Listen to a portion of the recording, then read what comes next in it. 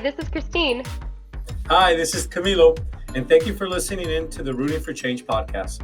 We're two entrepreneurs and composters who love what we do and want to help you inspire you to lead a more sustainable lifestyle.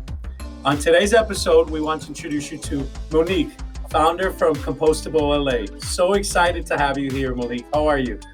Hi, I'm good. How are you guys? Oh, we're doing fantastic. Thank you. Yay. So, Monique, thank you once again for being here today. Really, we just want to get an opportunity to learn from you and how you've been able to do this impact that you've been able to have in your community in California. Tell us a little bit about Compostable in LA. How did you get started into this world of composting? Yeah. Honestly, my niece recently asked me that. She's 12. And she was basically like, why are you obsessed with composting? And I was like, honestly, I wasn't a person that was always obsessed with composting. I really didn't start composting until my late 20s. It wasn't a part of my life growing up, even though now I wish it would have been. And then even in my late 20s, I was a very passive composter. But when I moved to Los Angeles, there was very limited composting resources. And I answered my niece's question by saying, if there was a lack of solar in LA, I would be in solar. It's, but what there was a lack of is composting. And, right now we need people mobilizing across all these vital sustainability models. And so I delve into composting, and thus here I am, a couple of years later, really into composting. So when did you get started? What was the year you started Compostable LA? I started Compostable LA. So we did a year of research. I say we, it's the royal we. It was me for the longest time. It's now a team of 7 women. Wow. Which is super woo woo. But it was, I did a year of research. And then in June 2019, I officially launched. So it's been just over 2 years now that we've been up, operating, expanding, growing, all the fun stuff. That's amazing. So in 2 years, you've grown from one woman doing all the work to all of a sudden you have 7 amazing women picking up composting and changing the community. Yeah, it's so good. I mean, I don't know. It's amazing to, as an entrepreneur, to help pay someone's rent is wow. Really humbling. And it gives you, like people say, oh, I want to work for myself. But when you have a team, you actually work for your team to keep their jobs and keep their rent and keep their food going. So I actually report to all my employees in a weird way. Like they could get other jobs. It's not like, I'm the only thing, but they like this job and I want to keep them employed. And so there's a lot of responsibility there as an entrepreneur. That is amazing because yeah. Go on, Camilo. You go ahead. I was going to say, as you... Yes. We do this all the time. Arm wrestle. Rock I was just going to mention, you mentioned something that's very important, that I grew up from a family of entrepreneurs, and my dad had his own business his entire life. And always growing up, he always used to tell me, when you get a job, you don't work for somebody. You work with somebody, right? They might sign your checks. They might be the ones that own the business, but you work for yourself, right? You're working hard to put food on your table, but you work with people. And that's such a powerful statement because it goes to show the leadership qualities that you see everybody on an even panel, right? You're like you said, you work with your employees. Yeah. If anything, I see them as a higher panel than me because one, the only reason the company is functioning is because they're doing the hard work. I mean, anybody who has put their nose in some rotten food knows that they're doing some hard work. So not only that, but if the company goes under, I'm responsible for 7 people's instability in that period of their life. And so I feel like they have a lot more sway over my life than maybe I have over theirs. It's a tricky balance. Because we have the same thing, same scenario. I mean, we're all business owners here, and it's especially going through the times that we've gone through with COVID and seeing like we're all trying to make a difference. And there's so many ways you make a difference. And that is something I noticed that was very stressful for us is exactly that. It's 7 families, 8 families, 12 families that we are, and because a lot of our employees they have families. So it's like, this is, Mhm. this is something that we have to make very wise decisions. And you are very much accountable to them, to making sure that they're happy, because you know what, you don't want that turnover, and there's so many things, but, and especially in something like composting, I mean, it's not like a cushy desk job where you're sitting Yeah, there yeah, and yeah. typing away and like, you're right. You're working hard. You're getting dirty. You're doing what you got to do to deal with other people's stuff, right? So, Yeah. explain your process a little bit. Like, what is your model? How does it work? Yeah. So I have 9 years of nonprofit experience. I worked in the mental health industry for a really long time. And what I learned from the nonprofit world is that there's a lot of similar organizations competing for very limited funding. And Hmm. when I transferred over to this social enterprise world, my thought was, I don't want to do the same thing somebody else is already doing. I rather them leverage us, we leverage them, this kind of co-op and partnership. So all that to say is we mainly focus on moving, the resources, and the resources being food scraps, right? Because they're not a waste, they're a valuable resource. And so our main job is just to move it from your house to our partner's farm. And then our partners do all the processing. So our main partner is LA Compost, which is a compost drop-off service here in Los Angeles. And we're growing other partners, but they're the ones that have really mentored us and helped us along. And so they're using windrow piles on decentralized community farms within the city of LA, and it's beautiful. And so we drop off at a bunch of different farms and let them process it. So LA Compost doesn't have to worry about resource recovery, and we don't have to worry about processing the material. And in return, our funding can be really directed at what we're good at. Yeah. And they're a nonprofit too. So there's a lot of benefits between a nonprofit and a social enterprise partnership that I really love from that experience. Monique, I want to touch on 2 things for you. And you mentioned these 2 golden nuggets. Really, the most important thing is resource recovery. Can Mm-hmm. you go into that a little bit more and explain for our listeners and our viewers, what does that actually mean? Because you hear food scraps, and now you're saying it's a resource recovery. Can you go into detail Yeah. for us?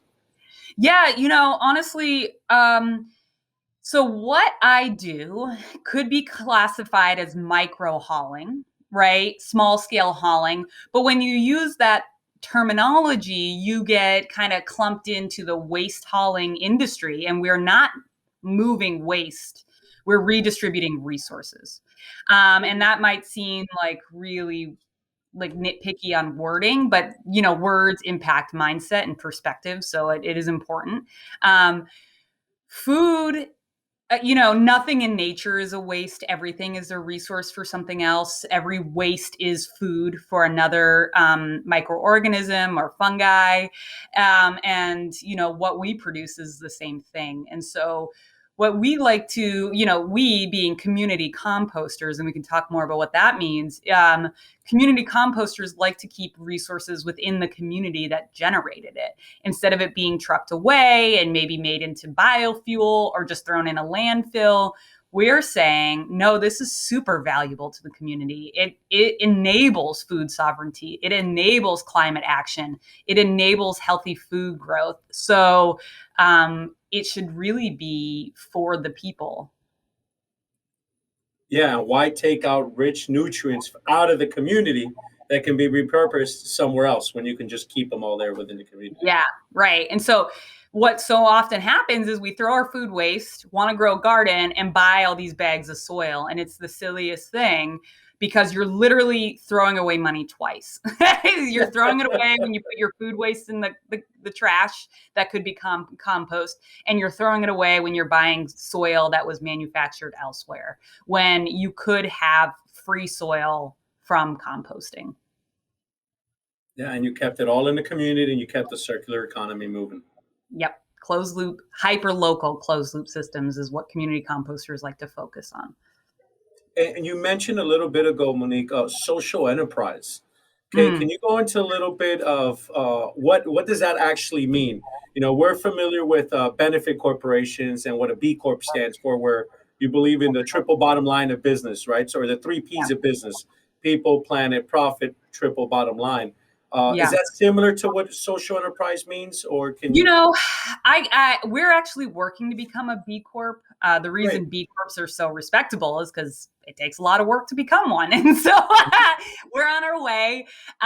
Social enterprise, I think, in different areas does have a legal meaning. The way I use it means it's an enterprise for social good, and so I don't use it in a legal terminology, but more as like an adjective to describe my business, because we can't say we're a B Corp yet. We're not quite there. But yeah, anything that has social impact, I would classify as a social enterprise, but there is not a nonprofit. We don't take grants or foundation money. It's all internally sustainable through our services or sales or whatever. Mhm. Doing business through good. Yeah, exactly. Well, It's like that's, communism meets capitalism. well, it's interesting because I mean, again, being business owners, it's funny because it doesn't matter who you're servicing or what you're doing. My mentality has always been it's our responsibility as a business to be offering something good. Like we better be impacting and providing something that is beneficial to Mhm. everyone. And that's what got me so interested, on this side of things is because it helps benefits everybody. And I believe as businesses, and I've said this many times before, we have a responsibility, even if you're a capitalistic business, to offer the best of the best, to offer your consumers something that is going to be a better choice than something else, because one has a negative environmental impact, or two, it's creating problems over here. And if more people had that mentality and used, it's not a capitalistic environment, it's a social responsibility. That's socialistic, you know, corporation, not socialistic. That was a bad word, but you know what I mean. No, I think I didn't like mean communism. There we go. it's okay. It's not a dirty word. I know. And it sounds like you guys have talked about B Corps before, but kind of touching on this thought that no company, unless they're a B Corp, is actually incentivized to do the right thing. The only legal requirement a corporation has is to their financial bottom line. And Yeah. so if it's more expensive to buy upcycled bags instead of bags made from virgin material produced overseas, then their legal requirement is to their shareholders and their Well, bottom line. And so yeah. I would love to see some, more than I would love to see B Corps kind of take a hold, because then you are legally required on all Yeah, three levels to be reporting. yeah, Yeah, it and, would and you're be. not Yeah, you're not beholden to your shareholders, right? Right. You have the ability to do other things to make sure it doesn't affect your community and your people, your coworkers. Right. There's more engagement in the stakeholders. And, when we talk about environmental justice issues, which is another thing community composters talk a lot about, we're saying, hey, these people are probably the people in these disenfranchised communities where major waste facilities are typically built, are the largest stakeholder we should be including in the conversation. And so when you have a B Corp mentality, you're naturally addressing environmental justice issues in the community compost field. hmm yeah, that's Yeah, makes sense. Makes go total ahead. sense. It's the way it should. Well, it's the way it should be. And well, and what was I going to say? But there was something, having something that is, like you said, a resource, and looking at it differently, and showing those benefits. That's something that I feel like it's the good fight that we all need to be fighting, because there's so many benefits. And you mentioned a couple of those benefits, and one of it is climate change, which is such, or environmental impact, right? Tell us what you've experienced on why you think it's so beneficial on that front, because that is top of mind. That is huge. That is in every level of Yeah. government. It's being talked about in every aspect. And, are we getting smarter? I hope so. I hope we are. Yeah.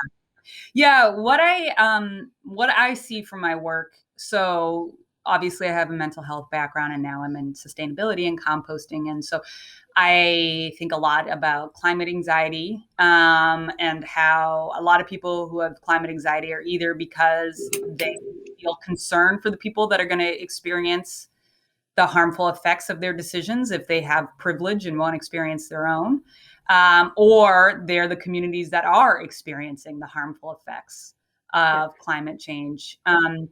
And so what I love about community composting and composting at home is it can quell that eco anxiety a little bit, because you are having a direct impact. And so I love that collective action part of community composting, that people can come to the farms and see exactly where their food waste ended up. People can see exactly how much they diverted, and collectively they can see how many all of Compostable LA's members have diverted. We divert over 14,000 pounds a month, and that is just from households. Yeah. That's not from restaurants. That's not from grocery stores. That's from people's kitchens. And That's so, amazing. that's the story I love to tell, is like, yeah, 14,000 pounds a month. It does, to me, it sounds like a lot, but maybe some people are like, well, like what? But that's one business that's only 2 years old and only collecting from your house. So that's you adding up that impact. And that's the story I really love that has come out of Compostable LA, because we started with residential. So that's, where our story is right now. And I love that immediate accessibility to quell a lot of climate anxiety people feel. I like to say it's 14,000 pounds a month. That's 7 tons, right? That's the equivalent of probably 2 full-size cars. Two full-size Camrys full of food scraps that you're rediverting to keep in the community, right? Yeah. That's amazing work. Well, what we need to do is look at the math of that, because at the end of the day, how much of that would have turned into landfill waste? How much of that landfill waste would have turned into methane gas, because would be sitting there smoldering for how many years? Like Mhm. that is the thing that people don't understand, how impactful this is and how Right. beneficial this is to just move it over here. Not to mention how many plants have now been fertilized and are now sequestering carbon and harmful gases from the environment, because they are healthy and thriving, and we're going back to letting nature do what it does best. Mm-hmm. I'm going to work out that math. It's complex systems thinking that a lot of our brains don't love doing, but are very capable of. So I don't know why they don't love doing them. And I wouldn't say any human doesn't love it, but our brains were just kind of like, nah. But when you think of the complex systems of that one decision you made about composting and its effect on landfills, its effect on carbon sequestration, water, food, human health, it really starts to see the relationship between you and plants in the ground in the air.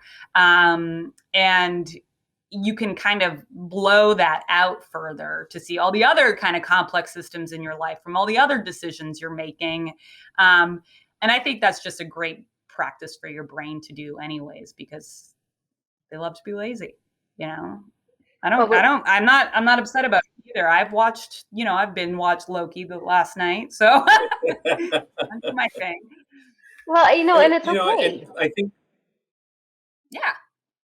there's nothing wrong with that, right? As long as, you not every day, right? We don't want to become vegetation and just get stuck on the couch. But, I think back to the climate anxiety, one of the things I personally love about composting so much, and our listeners have heard me say that, is we interact with it daily, right? Mm-hmm. If you're going to have a meal, 2 meals, or 3 meals, whatever your diet may be, you're interacting and doing a sustainable action every single time you interact with your food. And the minute us humans, we start with one sustainable action, it's going to inherently lead to more sustainable actions. And if we deal with it every single day with our food, we lead to more sustainable steps. Yeah. Yeah, I love the moment and I still have this all the time where I forget that I'm composting and then remember that I'm composting. And I'm like, oh man, I've been doing this for years. Oh, woo,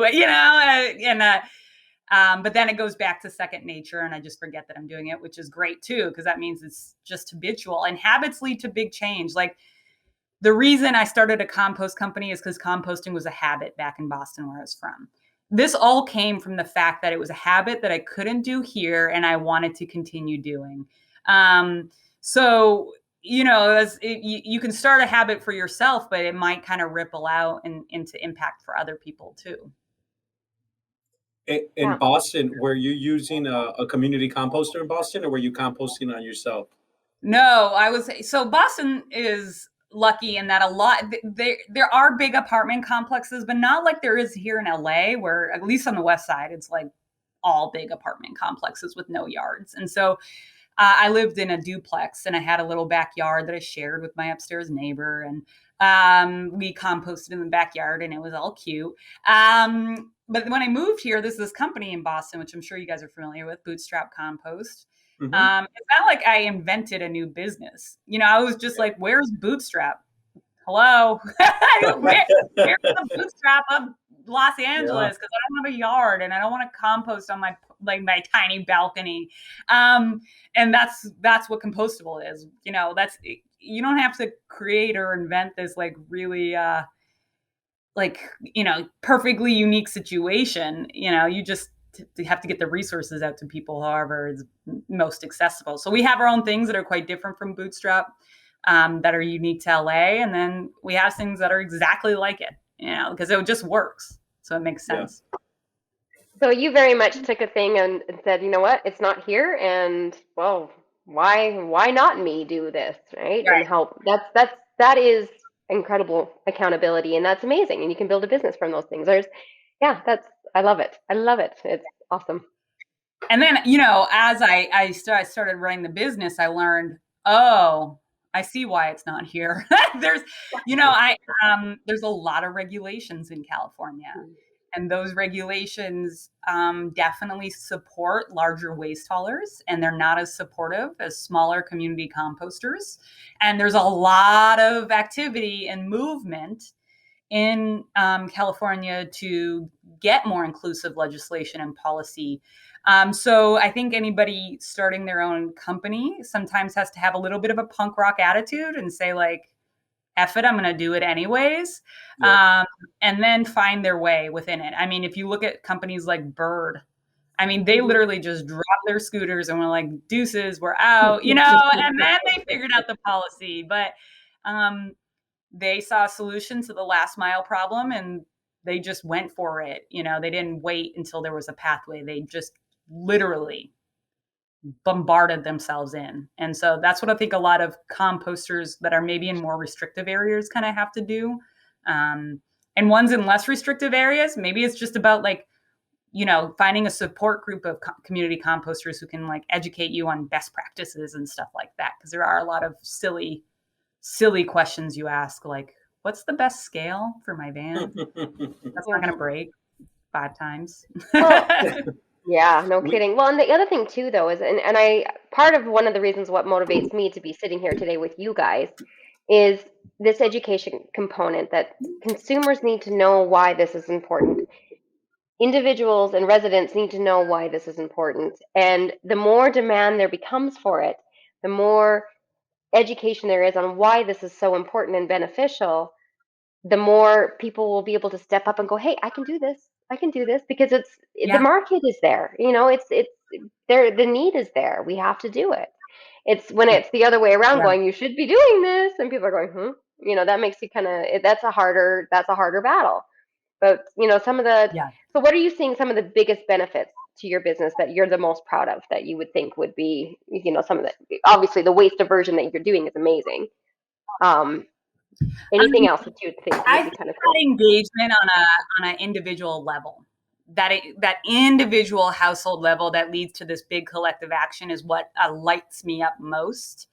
I love and I get thrilled by pushing policy. I was a huge mental health advocate because talk about where funding is always cut.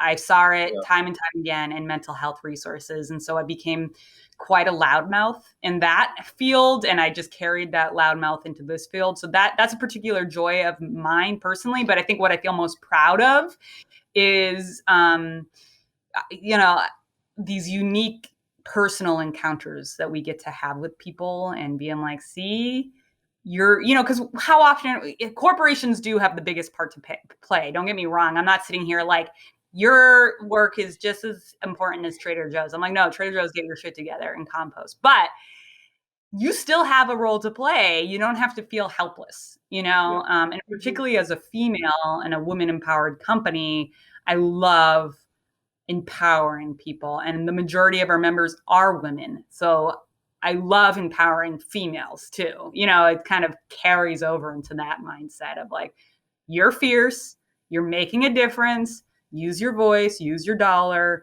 use whatever you have available to you to make a change.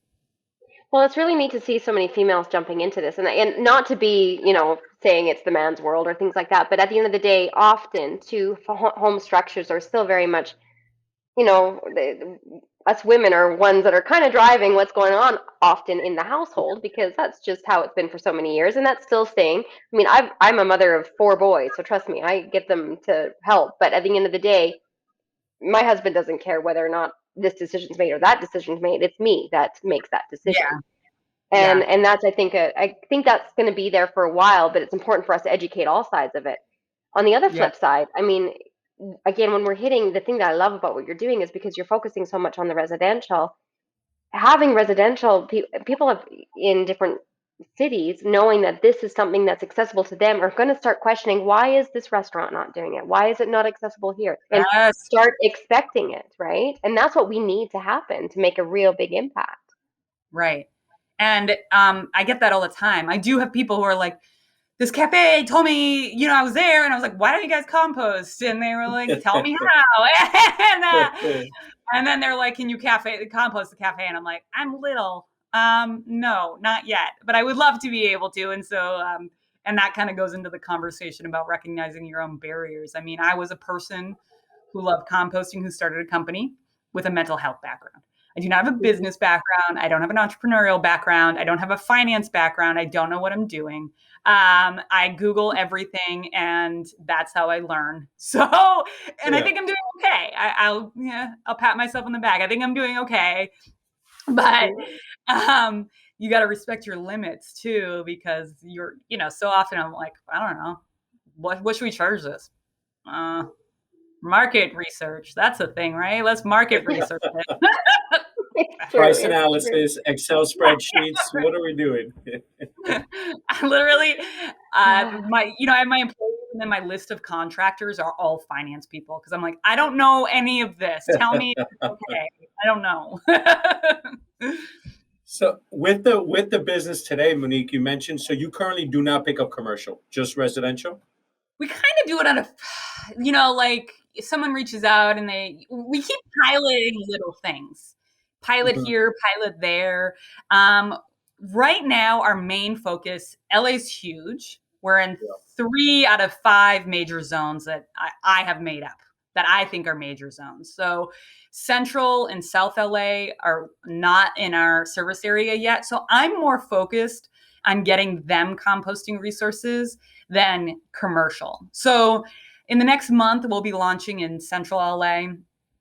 And then, you know, we'll have that kind of model mapped out for South Central. So I think that will be easy. And then I can focus on commercial. But my kind of driver is like, every household should have a resource available to them. And if a company reaches out and they're like, we really want to compost, I'll be like, how much are you doing? If they say 250 pounds a week, I'll be like, I wish, I just don't have that capacity right now. But if they say like 50 pounds, I'm like, okay, I can do that. We can figure something else out. And so there's definitely some small offices I'm doing. Yeah, but mainly residential is my focus right now. Is the capacity issues on LA Compostable or LA Compost, just not having the facilities to manage and bring in more organics? So when you've developed as intimate of a partnership as Compostable and LA Compost have. What happens, and I think it's beautiful, but I see why people don't do it. So in order for Compostable to grow, we have to make sure LA Compost can grow. And so and then LA Compost growth supports Compostable LA's growth. And so there's this big mutual like give and receive there, because we pay LA Compost to process our compost. So our money is help funding them. Their staff and space is helping us. So yeah, we can't really grow without LA Compost being ready. We are reliant on them, and that's great. I think that's fine. So that's one limit, because again, we're going back to the stuff doesn't just disappear. It has to be processed, managed, and it's a real thing. The other thing is me figuring out pricing structures and resource. Like, are there big totes that are made of recycled plastic? All right, let's spend 4 months researching that. Yeah. Because once you start making that purchase, you will do what's easiest. So if you purchase the wrong thing, what I deem maybe wrong by my own ethics and morality, you will continue purchasing it because you're busy and it's easy and you just need it this time. And yeah, you'll do it next month. And so I hold up a lot of growth too, to make sure my supply chain is the way I want it to be, that aligns with our mission, vision, values, and that kind of thing. So pricing, supply chain, processing, all of that has to be kind of brought into consideration when expanding and increasing your capacity. And now that makes total sense. And being in Chicago and being in sustainability for quite some time now, you always heard about California and the West Coast being the mecca for sustainability and composting and all this organic stuff. So it really is surprising for me, and I'm sure for a lot of viewers, for us to hear that in LA you're having issues having a facility to bring organics. Is that something that you see changing? Is our perception totally off? Or is the state divided? What can you shed a little light? I love this conversation. I'm into this. Let's do this. Yeah. Okay. This is my perspective, everybody. Okay. This is Monique Figueiredo's perspective. That's awesome. No, hit us. We want it. I don't want anybody to feel like that she speaks for all of community composting. No, this is my perspective on this matter. SB 1383 is the bill that the US holds up as like, oh my God, California, go. And SB 1383 is good. And what it does is mandate composting, mandate organic recycling.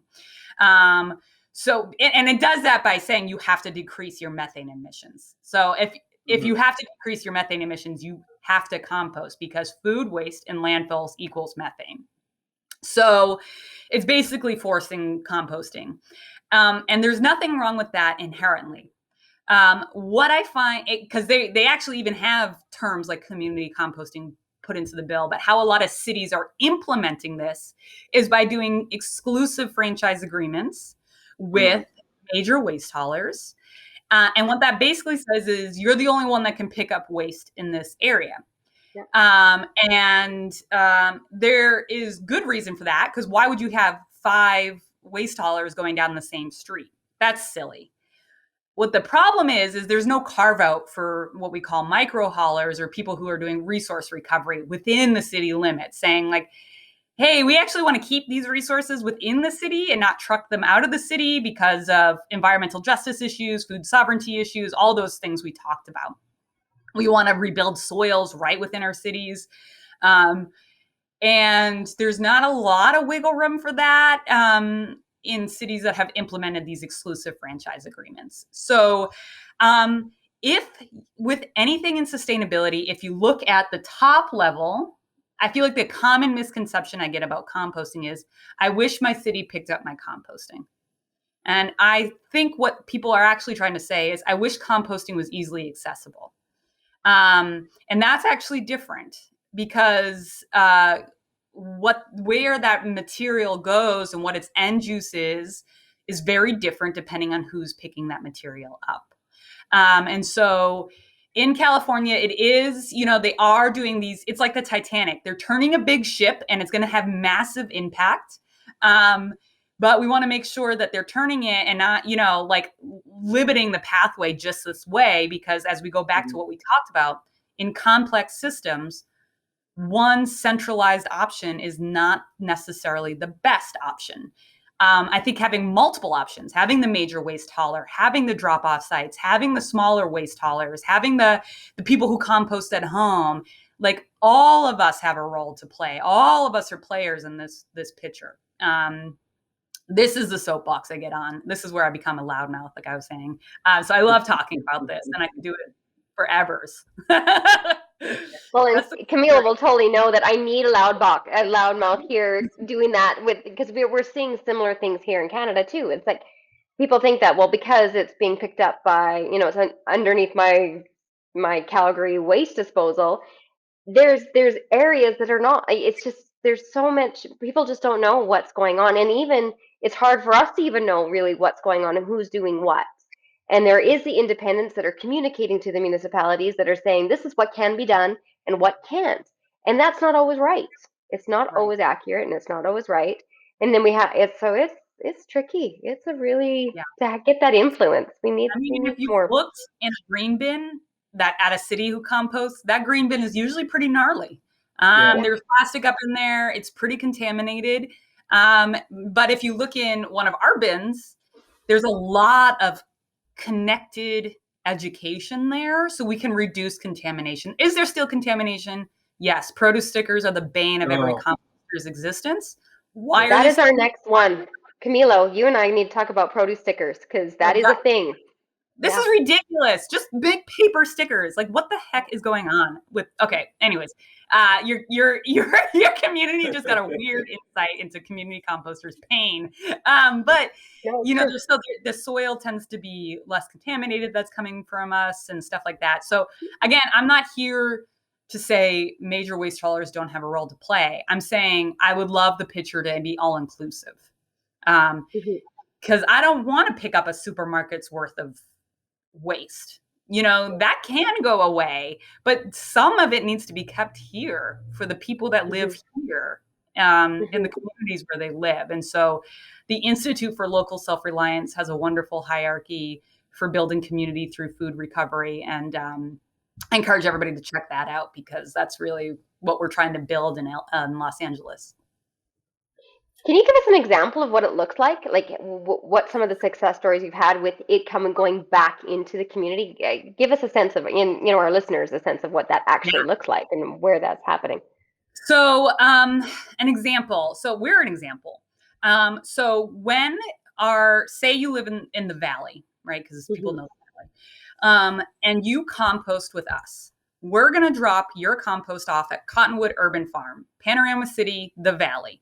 Probably 5 miles from your house. You could also drive it there for free if you wanted to, or you could pay for us to come. So there touches on accessibility. You have the drop-off sites for free, and you have the service for people who don't have time, don't want to put food waste in their car, blah, blah, blah.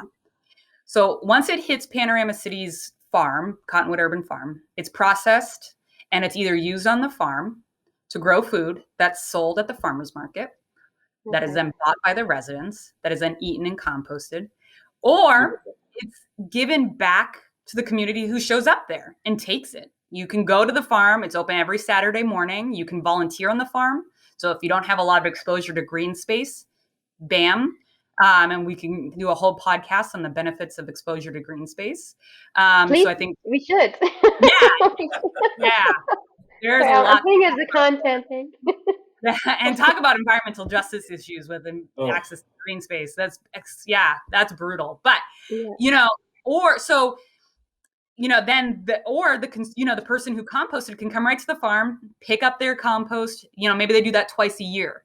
Maybe that's more accessible to them. Right. Take that home and grow food or feed their plants. If you have any accessibility issues, we'll drop it off at your house. We try and get people to come to the farm because we really want people to connect with that space. Waste and food are very invisible to, I'll just say to Americans, because that's what I'm familiar with. And so I really want to foster that connection. But that's an example, and then you eat and it goes back and you go to the farmer's market and repeat. And like at the farm, maybe your kids had a workshop there. They do field trips. Maybe you volunteered to turn the piles and now you know how to compost at home. And so screw dropping it off. I'm going to compost at home. That's amazing. If people cancel my service because they're composting at home, I'm like, more power to you. There's no truck coming to your house now. Awesome. I don't, fine. There's plenty of people who don't want to compost at home. Yeah. It's a win, right? Because for you, how many people are in your 3 zones that you can get? How many residents can you potentially get? Your business will stay afloat for decades and decades and decades. You employ 30, 40 more people to come in, and now the entire city's gone zero waste, and you've built a sustainable business. Right. There is no part of my heart that hurts when someone says, I want to worm compost at home. I go, email me with questions. That's what I say. I'm like, I want you to succeed, compost at home, have access to, oh my God, people who compost at home with kids, my heart is so joyous that kids can see the whole recycling process right there. It's so good. So, and I'll just share one more story of success. I love talking about New York. I'm sure you guys have followed the Save Our Compost movement. Oh, yeah. So a little case study for your listeners. When COVID happened, the city of New York stopped collecting compost, and micro haulers, community composters, drop-off sites picked up the slack. They mobilized and kept composting going through the pandemic. And what I've pulled from this, and me and my co-owner Jamie talk about all the time, is that diversity and redundancy in an ecosystem is important for stability. So if you want a stable community, you need diversity and redundancy. So if one system fails, another one picks that up. If one system doesn't cover the full spectrum, another one picks that up. And so this is why I'm talking about so many different players and really painting a more vibrant picture than I have a centralized waste system and it goes right here and it goes away and it's done. It's like, well, there's more to that story if you dig down 5 inches deeper. And that's the same with any sustainability topic, maybe any topic. You got the base level and then you dig 5 inches deeper and you get a whole more vibrant picture. And that's hard for consumers, for everyday citizens in general to do, because that's a lot of information to intake. So I can understand why it's tough. Yeah, and the thing that to me that makes it so important, why there needs to probably be more players in that to create that picture, is again the difference between capabilities and what's being told. And when one says I can do this and the other one goes, oh, you can't do that, no, that's not okay, who's giving that message, and where are those decisions a part of what we're doing going forward? Where is it going to come from? And so if you had more diverse practices coming into play and more competition, it's going to be way more creative, and we're going to have way better results, because there's going to be more accountability, because so and so over here can do this, why can't you do that? It's just like the price war. Well, how come your price is so much and theirs isn't, right? Like that breeds an environment of innovation, and we need it. Mm-hmm. Yeah, exactly. And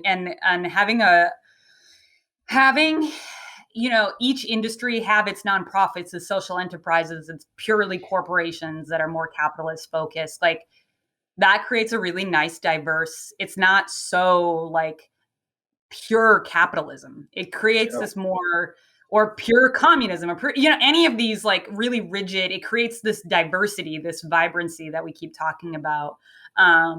So it's nice to see. That's why I love this relationship with LA Compost, this nonprofit with social enterprise, and this dynamic between give and take and shared resources and overcoming challenges together. Like, oh, this isn't working for me anymore. Okay, why? What can we do different? Like, how do we pivot? How do I support your employees? How do you support my employees? That kind of thing. Like one of my employees got COVID. So, she's fine. But I got to reach out. I called Michael from LA Compost and I was like, what do I do? And he was like, this is, one of mine got, even there's a lot of like learning from each other there. Yeah. It sounds like the community composters, they've been growing from the research that we've been doing, from Ode to the Bucket, the photo book that we're very excited, and it's and we see there's more and more of this growing. So how is that community? Are you guys in connections with one another? I know I Institute Local Self Reliance has done a fantastic job Yeah. in organizing all that. Is there a lot of communication you guys have amongst yourselves, learning the ins and outs of the business? Yeah, so in California, there's this thing called the California Alliance for Community Composters. Okay. And myself, so Compostable, LA Compost, and Long Beach Fresh started the LA chapter. So it's their first chapter because LA is the biggest jurisdiction, LA County, and it has a lot of unique obstacles. So we wanted a support group that was kind of more localized. And so we, if for anybody in California, they have the bigger head one. And then for maybe LA County, there's this more localized chapter where we meet once a month to talk about like, what are we doing? How do we ignite our like communities together? How do we share resources? So that's great. And then across the US, I mean, the Institute for Local Self-Reliance, like you said, has such a great support group. So if there's any community composters listening, they should really sign up for their, what is it, like a Google like email server. And you just email each other like, what van did you buy? Yeah. It's so nice. I'm like, oh, good, because the van I was looking at too. I'm glad I don't have to, like, again, not reinventing the wheel here. Yeah. Somebody's right. done the research. And composters want to help one another. We're all doing, everyone's doing the work to help in their community, and I think it's healthy competition. I think I assume you would welcome more community composters in LA to come in and help build this zero waste goal. It's not like, there was two others, and each one closed down for personal reasons, and I'm like, why? Yeah. I should be like, yeah, but no, I'm like, no. no. Like, because we want a movement. A movement requires lots of participants. So Right. no, am I going to open up my entire business plan to them and hand it on a plate? No. No. But if I have a question, I'm going to answer the question, Yeah. and help. So it's not, there's boundaries there, but they're still like more open and receptive. And competition's healthy.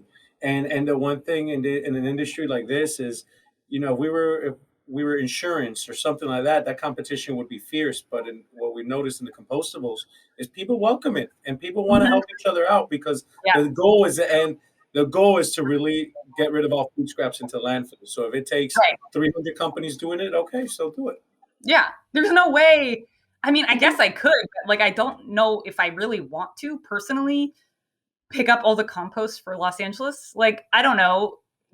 No, I just don't want to. That's like way more work. I would have no life, Yeah. So yeah, I would love to see more community composters come on board and try their hand and be a little punk rock. Well, do you think it's also because of the nature of the whole industry on this side? Like, because I've noticed it even between Camilo and I. Like, our goal is not necessarily, our motivations are a little bit different than just chasing the buck. Yeah, there's potential, there's good money, there's all this opportunity, but it's something else that's driving it, which I think changes the collaboration. I think it opens things up because it is more cause based, not just about, financial. Yeah. I think it attracts a different kind of beast. Whenever you're sustainably focused, you do focus on economics, right? Because like if I'm operating at a loss for 2 years, my business closes. And then we go back to that conversation about my employees, my members who don't get that service anymore. So yeah, I have to make sure I'm pricing things out. I can't give everybody free, pickup service. That's why I support, LA Compost, because they can. They're structured in a way that supports that. So there's naturally some economics to it, but there's also the time is now. This is the decade. I mean, 50 years ago was the decade, but this is really the decade, people. So well, you know what? At the end of the day, it was 50 years ago that things changed. It was I mean, composting. What did our grandparents, like? I grew up on a farm. What did my grandparents do to get rid of their waste? They didn't have anybody. There was Yes, you dealt with it. You know what I yes. mean? So I we've talk to so actually taken many a step people. backwards. So now we're trying to go back to Yes. what is real. I got my mom composting because I'm still that child who harasses her. Um, Yes, that's good. I know. I'm like, sorry, mom. I know I'm like well into my 30s, but um, so but she was like, oh, it feels like when I was a kid because they just had a big pile in the backyard and that's what they threw it in. And I'm like, why did we not? What happened? And what happened is what happens to a lot of big industry, right? Mass manufactured furniture was made for a good reason. It was so people could have access to nice furniture, but it's become a dumping ground of on Craigslist, Yeah. and mass manufactured clothing, fast fashion has become a dumping ground in other countries. But the original intention there was not necessarily wrong. And No. the original intention with waste management and food management were not necessarily wrong. The intentions, I think, were good, but now we're like, oh, as most decisions we make, they had unintended consequences. And some of that is that people are very disconnected. I did a poll recently. How many people have, I was talking about farms. Have you been to a farm? What was that like? And what it was an interesting conversation that came out of that was that some people, not everybody, think of farms like an alternative zoo, not a place to grow food. It's like a place to see farm animals.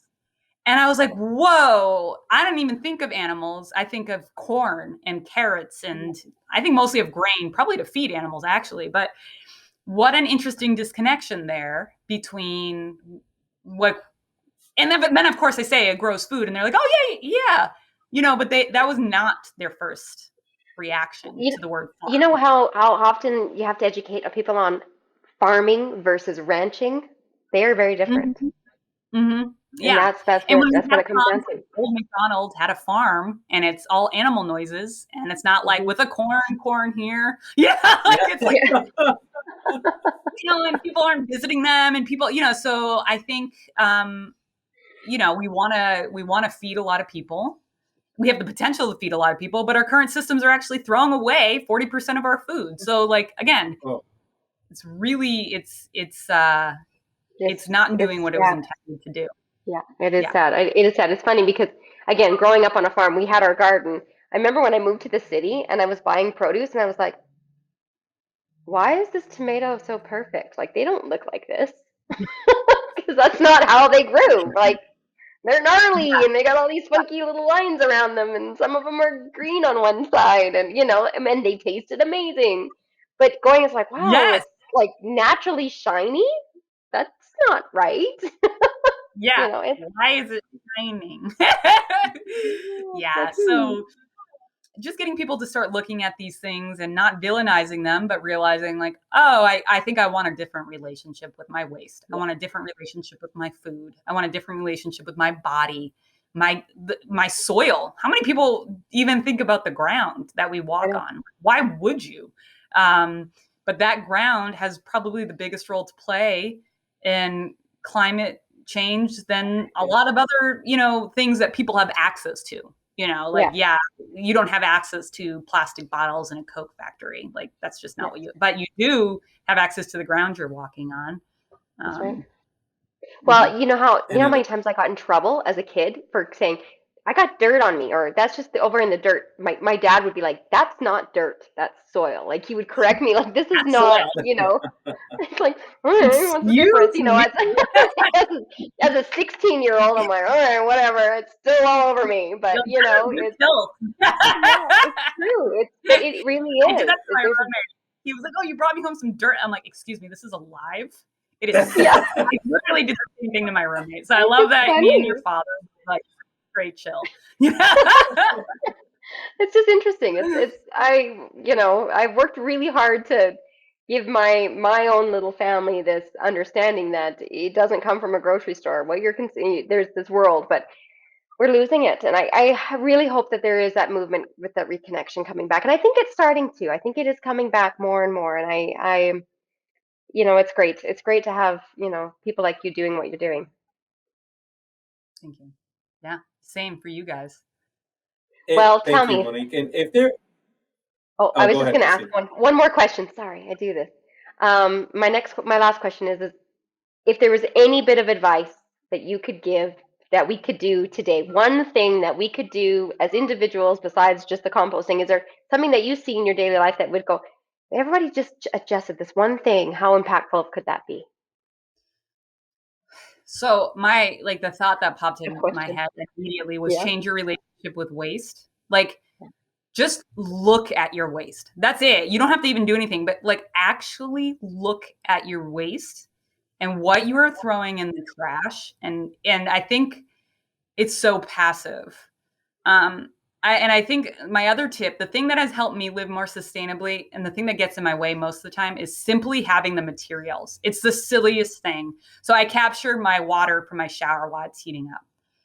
I didn't do that when I moved. Like, I did it in my old apartment. I moved and I lost, I gave my bucket, and I didn't do that for months because I didn't have a bucket. Like, how silly is that? Literally, as soon as I had my bucket, I was like, oh yeah, back to doing that, feeding the dogs, the watering my plants. So like, same with paper towels. Just cut up a towel. But I kept using and goes back to that kind of, we talked about this with supply chain. We just make the decisions that are easiest.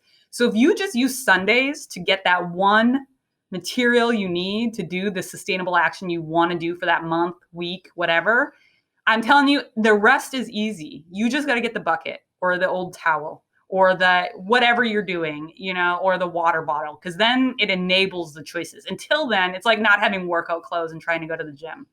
Like, you're just not going to do it. Yeah. Still like to run the treadmill in jeans? Come on. Done it. You'll have them and just not go anyways. Yeah. Oh, anyways. That's wonderful. I love it. That's fabulous advice.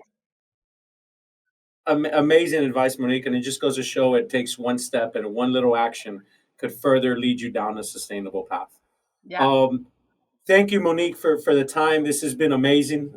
We really appreciated talking. I hope we can invite you again to further talk, because I know there's a lot more passion in there that we want to pull out of you and get to share with the world. How do our listeners find out more about you? If you're in LA and we want to compost, how do we find out? How do we go to you? You can follow us on Instagram at compostable.la. Our website is compostablela.com. I forget what our Facebook is, but I think it's hello.compostablela or something. So there's lots of different ways. Reach out with your compost questions. Like, if I can't tell you enough, if you're composting at home, not in LA, I'm still happy to hear from you. If you're in wherever you are and you want to know where a community composter is near you, reach out to me. That's your one sustainable action. That's your team's homework. Email Mo about where to find a compost near me. Please do it. Well, and if you, I promise we'll start following you on our end. I don't, and if you see anybody from so Refreshing, that's us coming on my side. Camilo's got his own little stocking side. I'm sure that he can do. I call it that because it's just the way it goes. But just so you know, that's we want to promote you guys as much as we can, even though you're not in our local area. We want to just showcase everybody that's making such an amazing impact. Yay. Well, hopefully it inspires other people to do it. You have. I know you have. All right, guys. Thank you. Yay. All right. I'll see you guys later.